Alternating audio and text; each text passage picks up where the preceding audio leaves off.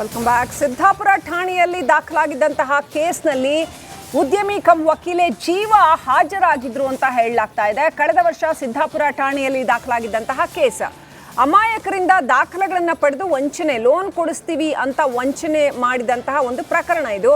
ಆ ಕೇಸ್ನಲ್ಲಿ ವಿಚಾರಣೆಗೆ ಹಾಜರಾಗಿದ್ರು ಅಂತ ಹೇಳಲಾಗಿದೆ. ಭೋವಿ ನಿಗಮಕ್ಕೆ ಸಂಬಂಧಪಟ್ಟಂತೆ ನಡೆದಿರುವಂತಹ ಪ್ರಕರಣ. ಭೋವಿ ನಿಗಮದಿಂದ ಲೋನ್ ಕೊಡಿಸ್ತೀವಿ ಅಂತ ಹೇಳಿ ವಂಚನೆ ಮಾಡಿದ್ದಾರೆ ಅನ್ನುವಂತಹ ಒಂದು ಪ್ರಕರಣ ಅವ್ರ ಮೇಲಿತ್ತು. ಆ ವಿಚಾರವಾಗಿ ತನಿಖೆಗೆ ಹಾಜರಾಗಿದ್ರು. ಸಿದ್ದಾಪುರ ಠಾಣೆಗೆ ಸುಮಾರು 46 ಮಂದಿ ಕೇಸ್ ದಾಖಲು ಮಾಡಿದ್ರು.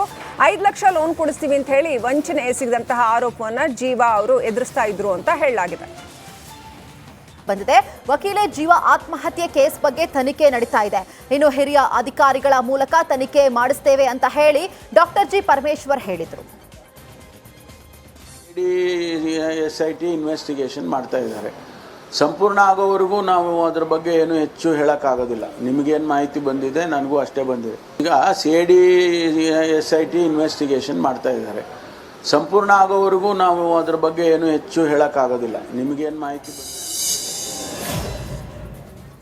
ಮೈತ್ರಿ ಬಗ್ಗೆ ಮಾಜಿ ಸಚಿವ HD ರೇವಣ್ಣ ಮಾತನಾಡಿದ್ರು. ಆವತ್ತು ನಾವು ಯಡಿಯೂರಪ್ಪನವರ ಜೊತೆ ಮುಂದುವರೆದಿದ್ರೆ ಬೇರೆ ಕಥೆನೇ ಇರ್ತಿತ್ತು. ಮೈತ್ರಿ ವಿಚಾರದಲ್ಲಿ ಅವತ್ತು ನನ್ನಿಂದ ದೇವೇಗೌಡರಿಂದ ತಪ್ಪಾಗಿದ್ದು ಕುಮಾರಸ್ವಾಮಿಯಿಂದಲ್ಲ ಅಂತ ಹೇಳಿದ್ರು. ಯಡಿಯೂರಪ್ಪಗೆ ಅಧಿಕಾರ ಹಸ್ತಾಂತರ ಮಾಡಿದ್ರೆ ಈ ಪರಿಸ್ಥಿತಿ ಬರ್ತಾ ಇರಲಿಲ್ಲ. ಕೋಮುವಾದಿಗಳನ್ನ ದೂರ ಇಡಬೇಕು ಅಂತ ದೇವೇಗೌಡರು ಅವತ್ತು ಕಟ್ಟಿಬಿದ್ರು. ಅದಕ್ಕೆ ಇವತ್ತು ಈ ರೀತಿ ಗೂಸ ಬೀಳಿಸ್ಕೊಳ್ತಾ ಇದ್ದೀವಿ. ನಾನು ಬದುಕಿರೋವರೆಗೂ ಕುಮಾರಸ್ವಾಮಿಯೇ ನಮ್ಮ ನಾಯಕ ಅಂತ ರೇವಣ್ಣ ಹೇಳಿದ್ರು. ಈಗ ಉದಾಹರಣೆಗೆ ಹೇಳೋದಾದ್ರೆ 2004 ಒಂದು ನಾವು ಜೀವನದಲ್ಲಿ ಒಂದು ತಪ್ಪೇನು ಮಾಡಿದ್ದೀವಿ ಅಂದರೆ ಕುಮಾರಸ್ವಾಮಿಯರ ಮೋದಿ ಮಾತು ಕೇಳಿದರೆ ಈ ಪರಿಸ್ಥಿತಿ ಬರ್ತಾ ಇರಲಿಲ್ಲ. ನಾನು ದೇವೇಗೌಡರ ಮಾತು ಕೇಳಲಾಗಿ ಇವತ್ತು ಈ ಪರಿಸ್ಥಿತಿ ಬಂದಿದೆ. ಕುಮಾರನಿಂದ ಮೋದಿ ಮಾತು ಕೇಳಿದರೆ ರಾಜಕೀಯನೇ ಬೇರೆ ಥರ ದಿಕ್ಕಿಗೆ ಹೋಗೋದು. 2 ಸಾರಿ ಒಂದು 2 ನಿಮಿಷ 2004 2008ರಲ್ಲಿ ರಾಜ್ಯದಲ್ಲಿ 50 ವರ್ಷ ಕಾಂಗ್ರೆಸ್ ಇತಿಹಾಸದಲ್ಲಿ 48 ತಾಲೂಕು ಕೇಂದ್ರಗಳಲ್ಲಿ PU ಕಾಲೇಜಿರಲಿಲ್ಲ. HD ದೇವೇಗೌಡರು ರಾಜಕೀಯ ನಿವೃತ್ತಿ ತೆಗೆದುಕೊಳ್ಬೇಕು ಅನ್ನೋ ಯೋಗೇಶ್ವರ ಹೇಳಿಕೆ ವಿಚಾರಕ್ಕೆ ಸಂಬಂಧಿಸಿ JDLP ನಾಯಕ ಸುರೇಶ್ ಬಾಬು ಕಿಡಿಕಾರಿದ್ದಾರೆ. ಸೋಲು ಮತ್ತು ಗೆಲುವನ್ನ ಸಮಾನವಾಗಿ ಸ್ವೀಕರಿಸುವುದು JDS ಮಾತ್ರ. ಮೊಮ್ಮಗ ಸೋತ್ರು ಸದನಕ್ಕೆ ಹಾಜರಾಗೋದಕ್ಕೆ ದೇವೇಗೌಡರು ದೆಹಲಿಗೆ ಹೋಗಿದ್ದಾರೆ. ದೇವೇಗೌಡರ ಬಗ್ಗೆ ಮಾತನಾಡೋದಕ್ಕೆ ಯೋಗೇಶ್ವರ್ ಯಾವ ನೈತಿಕತೆ ಇದೆ ಅಂತ JDLP ನಾಯಕ ಸುರೇಶ್ ಬಾಬು ಆಕ್ರೋಶವನ್ನ ಹೊರಹಾಕಿದ್ದಾರೆ. ಮಾರಿ ಹೋಗುವಂಥ ಶಾಸಕರಲ್ಲ, ಇದೇನೇನು ಮಾರ್ಕೆಟಲ್ಲಿ ಸಿಗ್ತಕ್ಕಂಥ ವಸ್ತು ಅಲ್ಲ. ನಮ್ಮ ಶಾಸಕರು ಭದ್ರವಾಗಿರ್ತಕ್ಕಂಥವರೇ ಇರೋದು. ನಾವು 18 ಜನ ಇದ್ದರೂ ಕೂಡ ನಮ್ಮ ಪ್ರತಿಪಾದಿಸ್ಕೊಂಡು ನಮ್ಮ ಪಕ್ಷವನ್ನು ಎತ್ತಿಡಿತಕ್ಕಂಥ ಕೆಲಸ, ನಮ್ಮ ಪಕ್ಷದ ಸಿದ್ಧಾಂತಗಳನ್ನ ಉಳಿಸ್ಕೊಂಡು ಹೋಗುವಂಥ ಕೆಲಸ ನಾವೆಲ್ಲ ಸೇರಿ ಮಾಡ್ತೇವೆ. ಆದ್ದರಿಂದ ಇದು ಎಚ್ಚರಿಕೆ ಇರಲಿ ಕಾಂಗ್ರೆಸ್ನವ್ರಿಗೆ. ನಿಮಗೆ ಬಂದಿರತಕ್ಕಂಥ ಯೋಗೇಶ್ವರ್ ಏನು ನಿಮಗೆ ಅಭ್ಯರ್ಥಿಯಾಗಿ ಬಂದು ನಿಮ್ಮ ಪಕ್ಷಕ್ಕೆ ಸೇರಿದರೆ ಅವರು ನಿಮಗೆ ಮುಳುವಾಗ್ತಕ್ಕಂಥದ್ರಲ್ಲಿ ಸಂಶಯ ಇಲ್ಲ. ನೀವು ಎಚ್ಚರಿಕೆ. JDS ಜೊತೆ ಮುನಿಸು ವಿಚಾರಕ್ಕೆ ಸಂಬಂಧಪಟ್ಟಂತೆ JDLP ನಾಯಕ ಸುರೇಶ್ ಬಾಬು ರಿಯಾಕ್ಟ್ ಮಾಡಿದ್ದಾರೆ. GT ದೇವೇಗೌಡರು ಹಾಗೂ ಇಬ್ರಾಹಿಂ ಇಬ್ಬರಿಗೂ ಕೂಡ ಬೇಸರ ಇದೆ ಅಂತ ಹೇಳಿದ್ರು. ಅವರು ಈಗಲೂ ನಮ್ಮ ಜೊತೆಯಲ್ಲೇ ಇದ್ದಾರೆ. ಅವರಿಬ್ಬರು ಹಿರಿಯರು, ಅವರಿಗೂ ಆಸೆ ಆಕಾಂಕ್ಷೆಗಳು ಇದ್ದೇ ಇರುತ್ತೆ.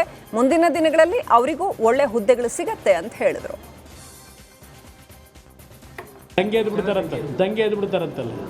ಅವ್ರಿಗೆ ನಿಮಗೆ ಬಂದಿರತಕ್ಕಂಥ ಯೋಗೇಶ್ವರ್ ಏನು ನಿಮಗೆ ಅಭ್ಯರ್ಥಿಯಾಗಿ ಬಂದು ನಿಮ್ಮ ಪಕ್ಷಕ್ಕೆ ಸೇರಿದರೆ ಅವರು ನಿಮಗೆ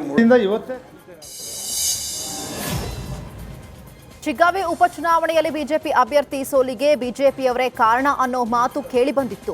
ಇದಕ್ಕೆ ಸಂಬಂಧಪಟ್ಟಂತೆ ಈಗ ಪಕ್ಷ ವಿರೋಧಿ ಚಟುವಟಿಕೆಯಲ್ಲಿ ಭಾಗಿಯಾಗಿದ್ದ ಇಬ್ಬರನ್ನ ಉಚ್ಚಾಟನೆ ಮಾಡಲಾಗಿದೆ.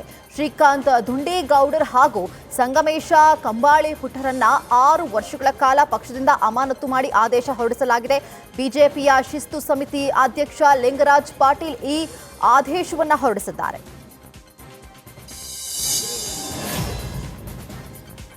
ಇವತ್ತು ಬಳ್ಳಾರಿಗೆ ಮುಖ್ಯಮಂತ್ರಿ ಸಿದ್ದರಾಮಯ್ಯ ಆಗಮಿಸಲಿದ್ದಾರೆ. ಬಳ್ಳಾರಿ ಆರೋಗ್ಯ ಮಾತೆ ಅಮೃತ ಸಂಭ್ರಮೋತ್ಸವ ಕಾರ್ಯಕ್ರಮದಲ್ಲಿ ಸಿಎಂ ಭಾಗಿಯಾಗಲಿದ್ದಾರೆ. ಈ ಕಾರ್ಯಕ್ರಮದಲ್ಲಿ ವಿವಿಧ ಸಚಿವರು ಸೇರಿದಂತೆ ಅನೇಕ ನಾಯಕರುಗಳು ಭಾಗಿಯಾಗಲಿದ್ದಾರೆ.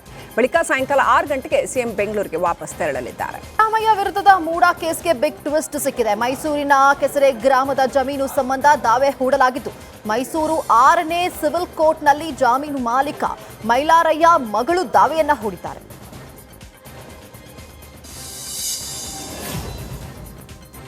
ಬೆಂಗಳೂರಿನಲ್ಲಿ ಐಟಿ ಅಧಿಕಾರಿಗಳು ದಾಳಿ ನಡೆಸಿ ಕೆಲವು ಉದ್ಯಮಿಗಳು ಹಾಗೂ ಬಿಲ್ಡರ್ಗಳಿಗೆ ಚಳಿ ಬಿಡಿಸಿದ್ದಾರೆ. ಬಿಬಿಎಂಪಿ ಅಧಿಕಾರಿ ಮನೆ ಮೇಲೂ ಕೂಡ ದಾಳಿ ನಡೆಸಿ ಪರಿಶೀಲನೆ ನಡೆಸಿದ್ದಾರೆ.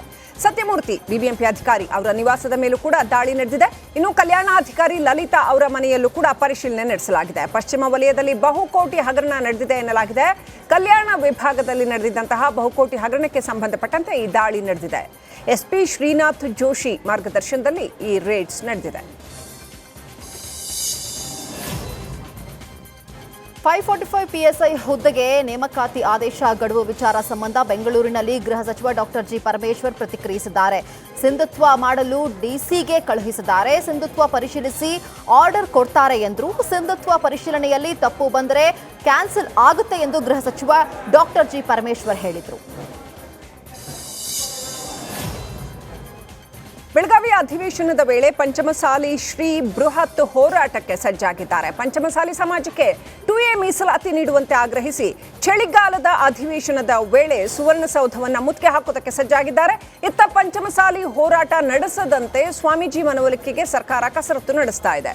ಪಂಚಮಸಾಲಿ ಪೀಠದ ಜಗದ್ಗುರು ಬಸವ ಜಯಮೃತ್ಯುಂಜಯ ಶ್ರೀ ಮನವೊಲಿಕೆಗೆ ಕಸರತ್ತು ನಡೆಸಲಾಗ್ತಾ ಇದೆ. ಪಂಚಮಸಾಲಿ ಸಮಾಜದ ಸಚಿವರು ಕಾಂಗ್ರೆಸ್ ಶಾಸಕರ ಮೂಲಕ ಸ್ವಾಮೀಜಿ ಮನವೊಲಿಕೆಗೆ ಯತ್ನಿಸಲಾಗ್ತಾ ಇದೆ.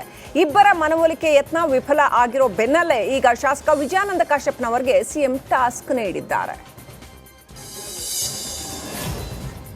ಪಂಚಮಸಾಲಿ ಸಮಾಜದ 2A ಮೀಸಲಾತಿ ಹೋರಾಟಗಾರರ ನಡುವೆ ಒಡಕು ಮೂಡಿದೆ.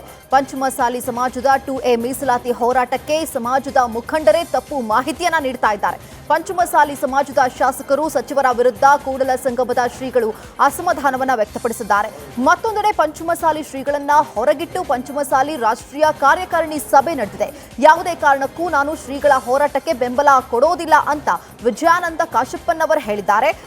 ಯಾವುದೇ ಕಾರಣಕ್ಕೂ ಹೋರಾಟ ನಿಲ್ಲಿಸಲ್ಲ ಅಂತ ಸ್ವಾಮೀಜಿ ಪಟ್ಟು ಹಿಡಿದಿದ್ದಾರೆ. ಒಟ್ಟಿನಲ್ಲಿ ಇಬ್ಬರು ನಡುವಿನ ತಿಕ್ಕಾಟದಲ್ಲಿ ಪಂಚಮಸಾಲಿ 2A ಮೀಸಲಾತಿ ಹೋರಾಟಕ್ಕೆ ತೀವ್ರ ಹಿನ್ನಡೆಯಾಗುವ ಸಾಧ್ಯತೆ ಎದುರಾಗಿದೆ. ಪಂಚಮಸಾಲಿ ಮೀಸಲಾತಿ ಹೋರಾಟದಲ್ಲಿ ಭಿನ್ನಾಭಿಪ್ರಾಯ ವಿಚಾರ ಸಂಬಂಧ ವಿಜಯಪುರದಲ್ಲಿ ಸಚಿವೆ ಲಕ್ಷ್ಮೀ ಹೆಬ್ಬಾಳ್ಕರ್ ಪ್ರತಿಕ್ರಿಯೆ ಕೊಟ್ಟಿದ್ದಾರೆ. ಪರೋಕ್ಷವಾಗಿ ಕೂಡಲ ಸಂಗಮ ಶ್ರೀಗಳ ವಿರುದ್ಧ ಲಕ್ಷ್ಮೀ ಹೆಬ್ಬಾಳ್ಕರ್ ಅಸಮಾಧಾನ ವ್ಯಕ್ತಪಡಿಸಿದ್ರು. ನಾವು ಸರ್ಕಾರದಲ್ಲಿ ಇದ್ರೂ ಸಹ ಹೋರಾಟದಲ್ಲಿ ಭಾಗಿಯಾಗಿದ್ವಿ, ಆದರೆ ಸ್ವಾಮೀಜಿಗಳು ಸರ್ಕಾರಕ್ಕೆ ಮುಜುಗರವಾಗುವಂತೆ ಹೋರಾಟ ಮಾಡಬಾರದು ಅಂತ ಮನವಿ ಮಾಡಿದ್ದಾರೆ.